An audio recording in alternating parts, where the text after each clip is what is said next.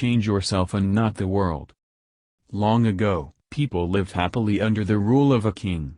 The people of the kingdom were very happy as they led a very prosperous life with an abundance of wealth and no misfortunes. Once, the king decided to go visiting places of historical importance and pilgrim centers at distant places.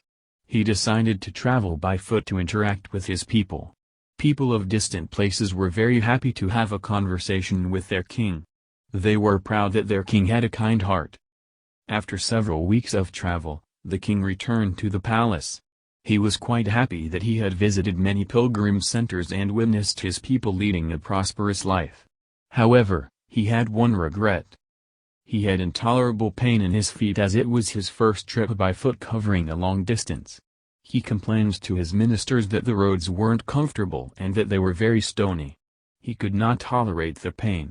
He said that he was very much worried about the people who had to walk along those roads as it would be painful for them too.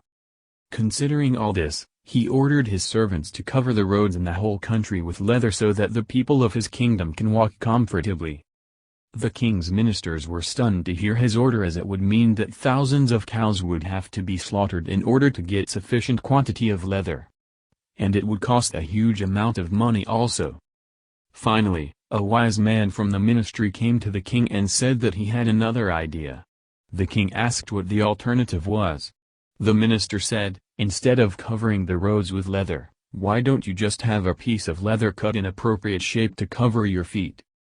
The king was very much surprised by his suggestion and applauded the wisdom of the minister.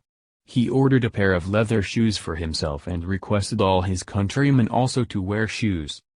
Moral: instead of trying to change the world, we should try to change ourselves.